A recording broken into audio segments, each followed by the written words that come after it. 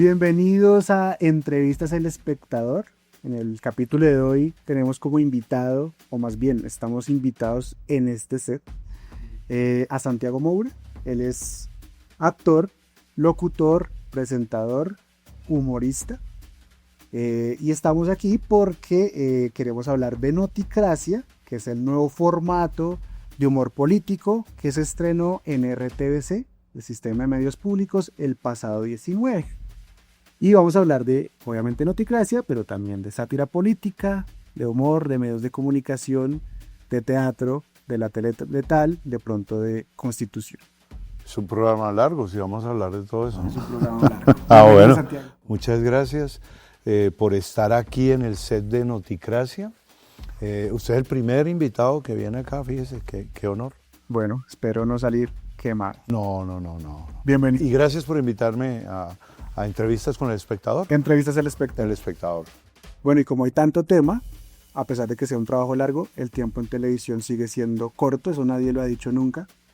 Entonces arrancamos por Noticracia. Quiero empezar preguntándole cómo se consiguió la idea y en qué momento le dicen, venga, dirija. A ver, ordeno las ideas.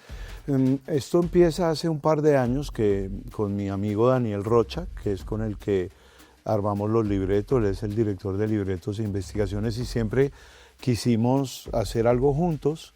Nosotros nos conocimos en la escuela de teatro hace muchos años, ¿para qué entristecerlos diciéndoles cuánto tiempo soy yo? Sobre todo yo me entristecería. Pero entonces surgió la idea, hombre, alguna vez que podamos trabajar juntos y así hablando. Y llegó la oportunidad que Holman Morris, con quien pues yo tengo una amistad, y nos propuso que inventáramos algo, me llamó a mí y yo llamé a Daniel, con el que siempre había querido trabajar para que asumiera las investigaciones. Él es un gran libretista y un gran investigador. Y empezamos a botar ideas. Mandamos la propuesta a Holman y pues Holman es un tipo muy ocupado. Y a finales del año pasado respondió y nos dio la oportunidad que quería que hiciéramos algo que tuviera que ver con las noticias falsas. Y un programa que girara en torno a eso, a desmitificar rumores y a, de alguna manera, apañar y acompañar en las buenas cosas del gobierno y también a ser crítico de las cosas malas que puede haber. Y bueno, empezó ese proceso, pero como a mí siempre me pasa en los programas que hago, a mí me contratan para hacer una cosa y yo no sé por qué termino haciendo otra. Así pasó con la tele alguna vez, que nos contrataron para hacer un programa deportivo y terminamos haciendo ese programa que terminó funcionando. Y aquí fue lo mismo. La idea es que el programa sea un programa modular, que no tenga, digamos, unas secciones preestablecidas que la gente ya sepa lo que va a pasar, sino tenemos un banco de secciones que giran en torno obviamente hacia la política y hacia el periodismo, cosa que nos pone mucho énfasis Holman, y cosa que me parece clave, una frase que dijo él y con la que estoy de acuerdo y que asumimos también como casi que una sección del programa, que es hacerle periodismo al periodismo. Entonces es hablar de política, hablar de periodismo y desde la clave de humor, ¿verdad? Y como su nombre lo dice, Noticracia no puede tener un solo sesgo y en los presentadores hay como un equilibrio y la idea es que haya un equilibrio informativo y de opinión. Yo, pues mi personaje, llevo 59 años dedicado a hacer ese personaje que es Santiago Moura y todos lo conocen, y decidimos llamar a una actriz que asumiera el papel de mi compañera en el set y hace el personaje de Victoria Eugenia Cabal Uribe, que por su nombre y sus apellidos podemos ver que es una especie de basilisco de la ultra minoría de derecha. Entonces, ¿qué queremos? Ver lo que pasa, ver las noticias, ver las opiniones de los políticos, hacerle periodismo al periodismo, pero desde dos puntos de vista. Es humor político, es sátira. En alguno de los clips por ahí se ha visto cuando invitaron a Petro candidato a la tele, que él decía, espero que se burlen de mí cuando esté en el poder. Sin embargo, en estos primeros capítulos esas burlas no han sido tan evidentes. ¿Va a llegar el momento en el que cumplan esa orden de Petro y se burlan de él? Pues tanto como burlarse por burlarse, no. sino de pronto por hacer una veeduría de alguna manera al gobierno, ¿no?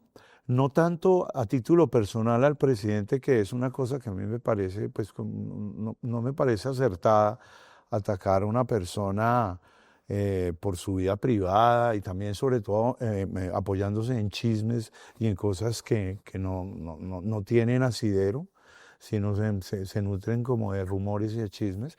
Y la idea es hacer también a todo el mundo mirarlo con ojo clínico, con lupa o con telescopio o binóculos, depende de lo apestoso que sea la noticia. Pero sí lo hemos hecho y aprovechamos eso que dijo él, es como un mandato, que el presidente de la República le diga a uno que espero que se burle de mí, pues estamos buscando, pero yo no encuentro de verdad mucho para burlarme de él. Por ejemplo, empezamos con en los primeros capítulos ocurrió lo del Consejo de Ministros, que fue muy atacado en su época, pero fíjese que volvieron a sacar el Consejo de Ministros y ya se está como asimilando la metodología de algo que en un principio podría haber sido muy criticable, pero en el fondo se vio que fue bueno y saludable ver un Consejo de Ministros, ¿no? Pero, usted dice que no encuentran mucho de que burlarse o satirizar de Gustavo Petro, eso... Pues de burlarse del pelo y de la cara y de la nariz y de temas de gobierno. y de sus maneras. No, pues no es mi intención. De pronto el caso, por ejemplo, que es que aquí ocurren muchas cosas, el caso de Benedetti, por ejemplo, que es una piedra en el zapato para muchos, pero una piedra en el zapato de este gobierno que saca ampolla, pero por ejemplo en el caso del doctor Benedetti, él trabajó en todos los gobiernos, pero en esos gobiernos no sacó ampolla. Es curioso cómo todos los personajes, por ejemplo, que le censuran de alguna manera al presidente, que lo rodean ahora, trabajaron en los otros gobiernos y nunca tuvieron ninguna censura, ni una veeduría así inquisidora sobre su trabajo. Entonces yo también quiero como aliviar un poco y analizarlo todo, ¿no? Más que analizarlo es comentarlo, porque nosotros, como le dije en un principio, no somos periodistas. El periodismo es una profesión que yo respeto mucho si se hace respetar, pero si se nutre de chismes, pues no es respetable. Entonces yo prefiero asumirlo como unos actores que interpretan la realidad y las cosas que ocurren, no solo con el gobierno, sino con todo lo que rodea a los tres poderes, por ejemplo, el ejecutivo, el legislativo, el judicial, y también al periodismo, digamos esos cuatro, que es el cuarto poder. Estamos hablando de poder y esta edición de Entrevistas El Espectador la estamos haciendo desde RTBC, que no solo en este gobierno, sino históricamente ha sido, digamos que, cuota del gobierno de turno. Esta vez no es la excepción. Holman Morris ha sido cercano durante muchos años al presidente Petro y por eso quiero preguntarle, ¿cómo es eso de hacer sátira desde el poder? El poder, pues puede sonar por una cercanía al gobierno, pero yo no creo que verdaderamente el poder esté en el gobierno. Si el poder estuviera en el gobierno, tendría más maniobrabilidad para gobernar. Pero en RTBC nos dan la libertad. O sea, nunca nos han dicho que digamos algo o que de pronto sí alguna vez nos dicen nos centran, nos enfocan, que no perdamos el rumbo y que enfoquemos también en el periodismo, ¿no? Y en el análisis de las noticias falsas. Pero digamos, no es sentido que estemos haciendo periodismo desde el poder. Yo me siento como cuando trabajaba con Martín de Francisco y Rafael Noguera, que trabajamos en un canal que era conocido Red Más, pues por su sesgo, y jamás tuvimos la fortuna de que jamás nos censuraran ni nada, y aquí ha sido igual. Yo creo que de alguna manera soy un afortunado que le han dejado el margen en donde ha trabajado para ser yo, porque sería un error coartarme porque generaría de pronto una reacción contraria, porque yo soy un poco, en ese sentido, reaccionario y belicoso. Entonces, si me dicen que haga algo, empiezo naturalmente a tratar de no hacerlo. Venga, Constitución. Aquí tenemos la Constitución que aparece también en Noticracia, pero en la vida real se llama... se llama León, es un actor también, y él está pues en un trabajo muy difícil porque hace una fluidez de género ahí. Él ya está, él ya está buscando a la mamá, que se está a Victoria Eugenia, sí. Eh, Habla usted, pues reconoce usted de una amistad que tiene con Holman Morris y habla de que si le dicen, dice usted, si le dicen qué hacer se pone un poco belicoso. Holman Morris en estos primeros capítulos o en los que viene se ha metido de alguna forma en los libretos. No, jamás, jamás. Digamos, hace unas recomendaciones, por ejemplo, el caso de hacerle periodismo al periodismo, que yo asumí y como muy válida y fue acertada, pero nos deja la libertad. Nos enfocó en ese sentido de que hay que también hacerle veeduría al periodismo, cosa que me parece interesante, porque es algo que no se hace acá.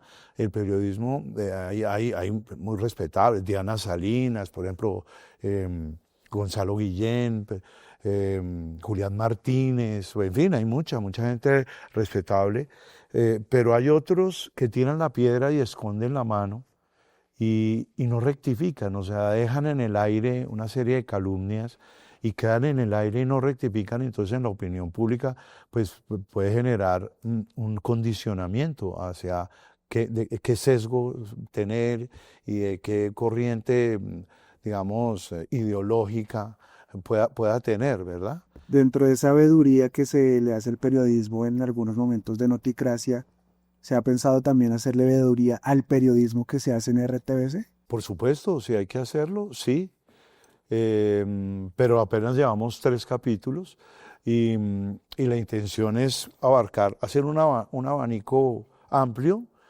mostrar todas las facetas, digamos, de la actualidad periodística y política y no tomar partido y ponerlas todas sobre el tapete y sobre la mesa y que la gente tenga la oportunidad de ver todas las opciones y que decida, ¿no? No sesgarla, no conducir a la opinión pública, que me parece que ahí el periodismo falla. Si hace eso y deja de hacer periodismo y se vuelve propaganda. Quiero que me cuente un poco su visión del periodismo que se hace en Colombia, si hay alguna generalidad y si entre esas generalidades puede identificar las particularidades, que también es un poco de un ejercicio de crítica de medios. Yo soy poco dado a estar bien informado porque ya lo estuve hace 2 años. Me dicen, ¿usted no leyó el periódico hoy, no vio el noticiero hoy? Y mi respuesta es, no, ya lo vi hace 2 años.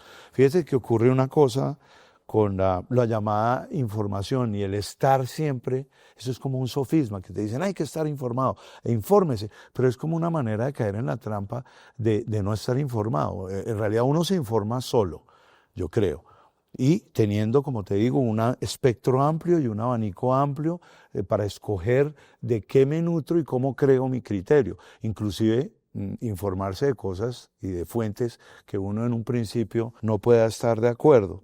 Entonces yo sí creo que por eso quería trabajar en la televisión pública, porque quería no estar sesgado.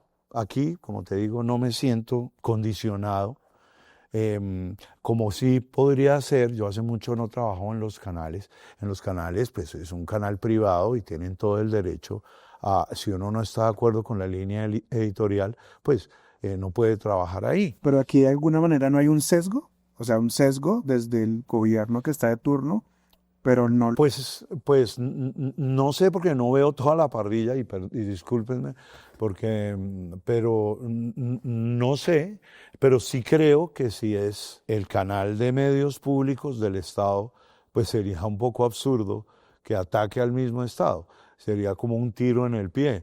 Es como, no sé, de los canales privados que hablen mal de los grupos económicos. Usted nunca lo oye. Esto es periodismo, o sería una faltante del periodismo. Perdón, pero yo no hago periodismo. No, digo yo, del periodismo que se hace acá, o si no se ha analizado, de RTBC. Acá tendría que analizarlo todo. Pero yo, por ejemplo, sigo el noticiero y me parece al contrario. Y veo el calentado y me parece que William Parra lo hace muy bien y que da un amplio espectro de información. Y que llega a mucha gente que por sesgo de pronto no llegan los canales privados. Me parece que los canales públicos de alguna manera deben apoyar, y no apoyar, sino estar, pues no atacar per se al gobierno de turno, porque pues como usted lo dijo en un comienzo, pues son el órgano informativo del Estado, ¿no? Y el Estado, bueno hablar del Estado porque ahora hay muchas corrientes y muchos bulos que expanden la teoría de que el Estado hay que desmantelarlo y que todo hay que privatizarlo, incluyendo la información, y yo creo que no. Yo creo que el Estado debe existir para proteger precisamente a los que no pertenecen a los grupos económicos, que son la gran mayoría, ¿no? Una de las promesas de Noticracia es detectar las noticias falsas. Y quiero preguntarle sobre ese proceso. ¿Cómo se hace ese fact-check? ¿Qué determinan ustedes que es falso y que no es falso? ¿Y cómo lo comunican? Más que estar detectando las noticias falsas, es opinando y dándole una pincelada, cambiar un poco la óptica de las noticias. No concretamente todas las falsas ni las verdaderas, sino en general de la noticia, y más que de la noticia, de todo lo que sale en el espectro electromagnético o en la radio o en la prensa escrita. Porque eso está ahí flotando en el aire, y eso genera una consecuencia en la vida de las personas, en lo privado de las personas, ¿no? Entonces es más como de opinión, sin comprometerse a ser un Torquemada, un inquisidor y un analista del periodismo, porque esa no es la intención. Es más que todo es como una opinión ligera y nutrida con la ironía, con el sarcasmo, con el humor, de todo lo que salga en el espectro electromagnético. Más que Noticracia podría ser más una videocracia, todo lo que sale y lo que se ha visto, y ver cómo nos afecta a nosotros los dos personajes en el set. Bueno, antes de pasar a otro tema, que es el del teatro, quiero esto último. ¿Veremos alguna sátira contra el presidente Petro? No contra su persona, sino contra algo de su gestión en los próximos capítulos. Sí, seguramente.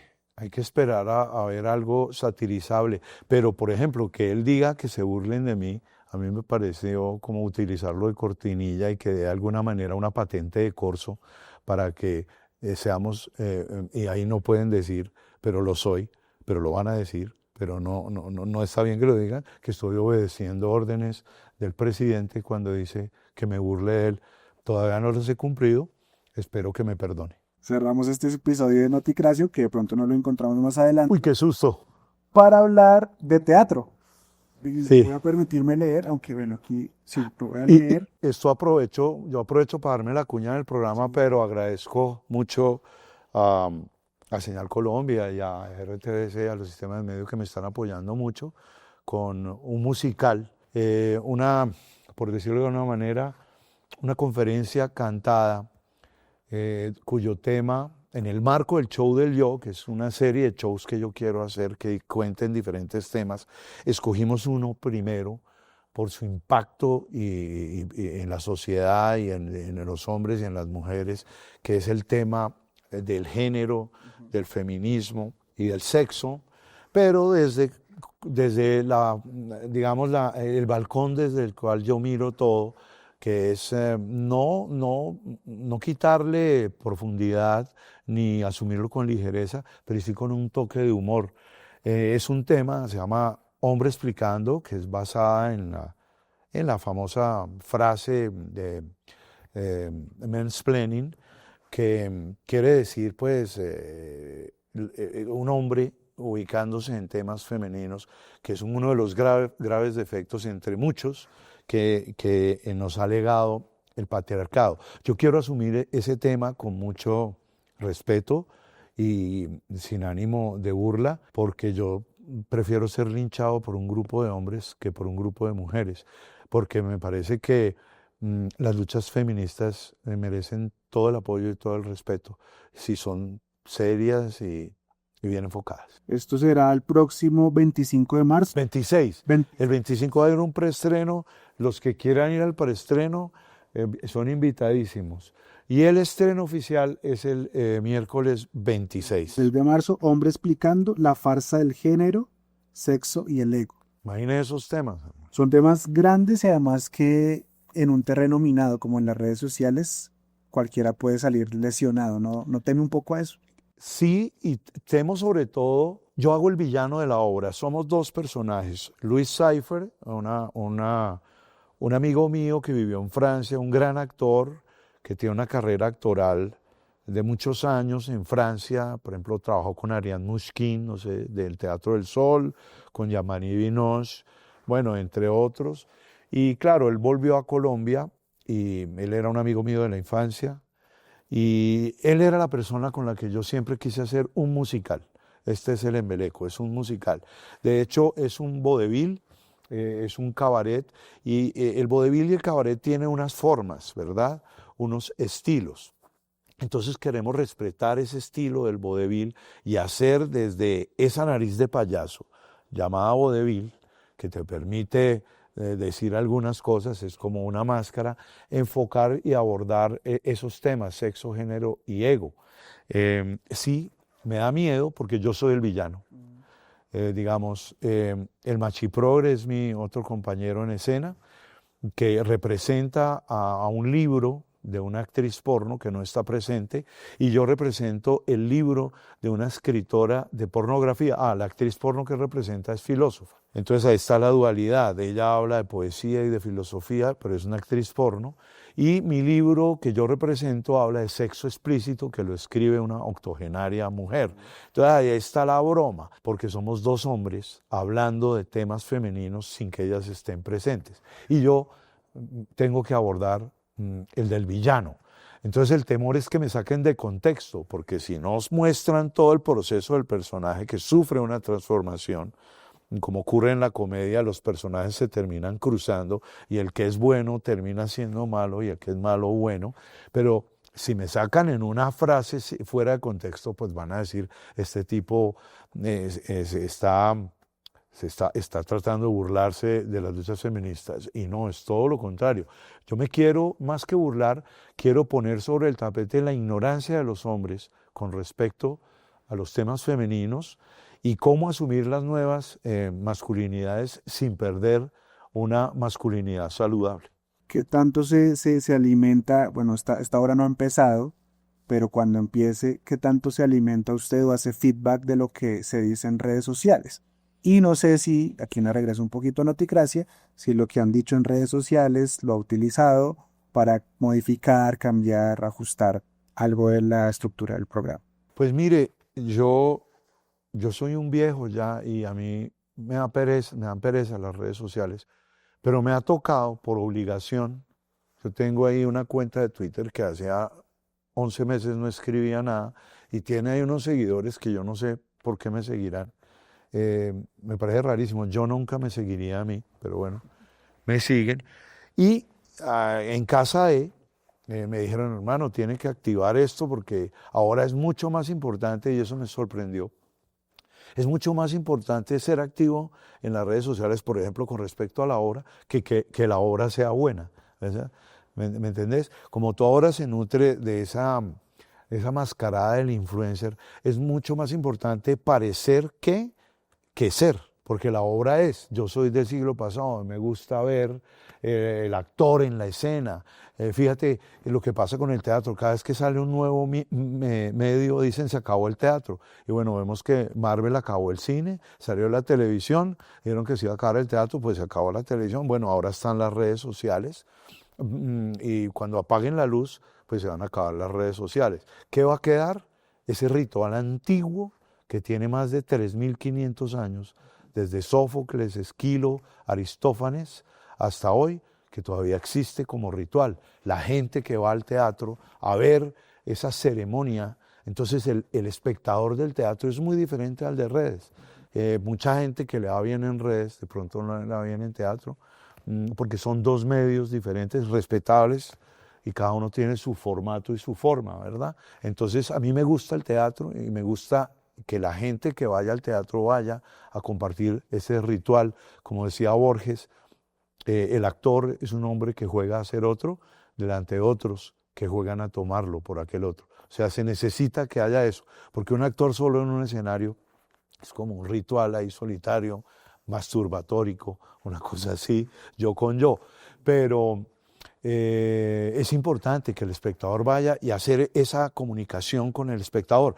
Yo siempre me he caracterizado por hacer preguntas, entonces como es un vodevil, también voy a hacer preguntas a la gente y la gente, para que se vayan preparando, va a ser cuestionada directamente y voy a esperar sus respuestas. Okay. En la obra, entiendo, hay 11 canciones. Hay 11 canciones. ¿Y usted estudia o está estudiando música? Yo estudié música, fue lo único que estudié. ¿Y qué canciones son y qué género identifican a Santiago Moura?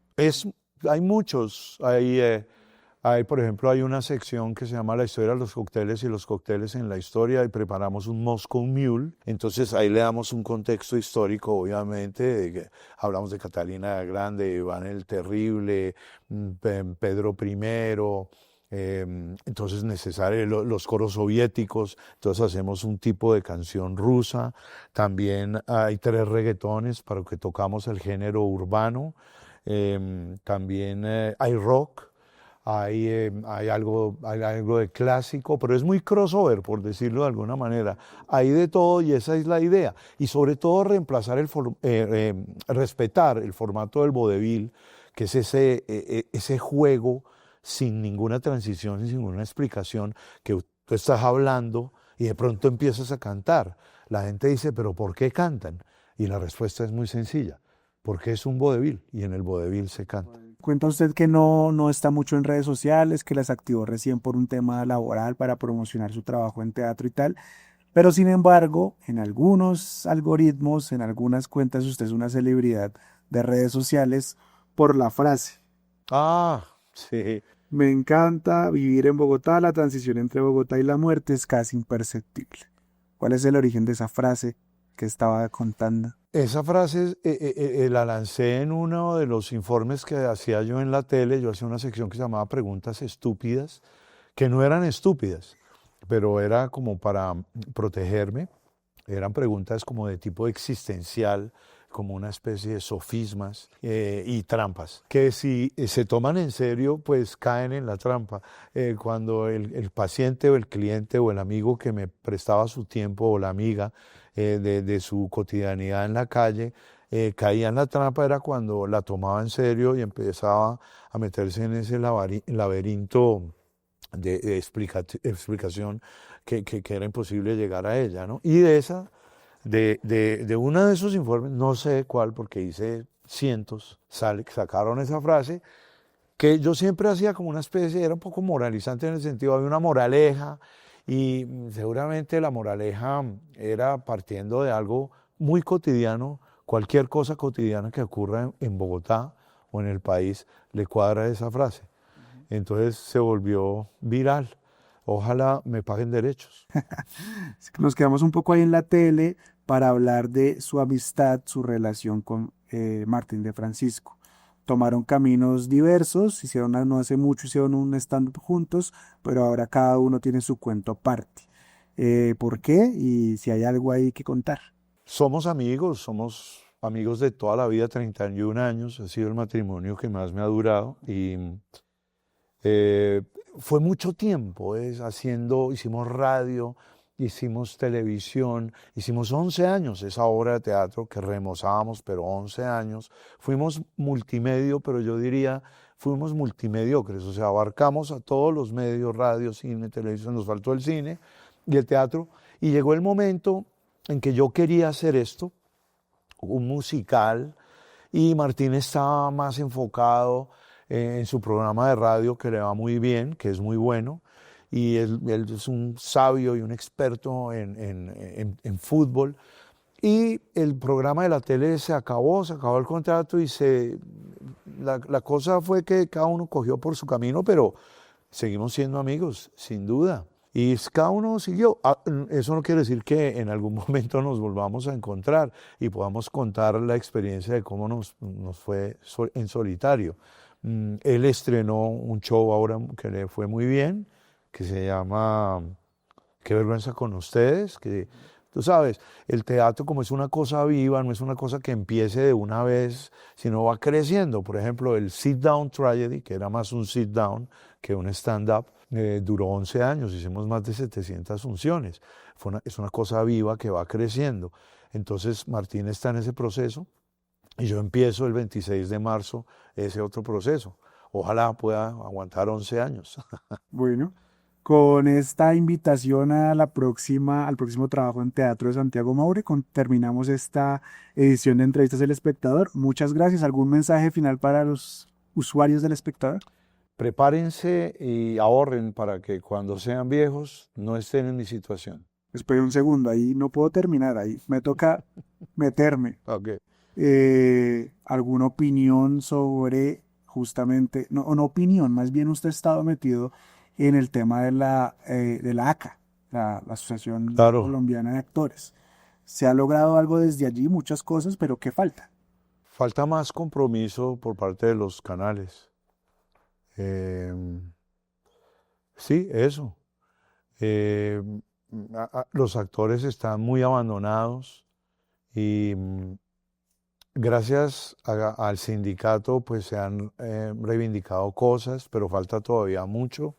También hay que hablar de la sociedad de gestión, que es la que recoge las regalías. Hay que tener en cuenta eso, las repeticiones, hay que respetar, hay que pagar. De hecho, los actores en todo el mundo viven es de lo que hicieron, no de lo que hacen, porque tarde o temprano uno llega a un momento en que pues ya no puede trabajar más, entonces lo justo es que lleguen las regalías.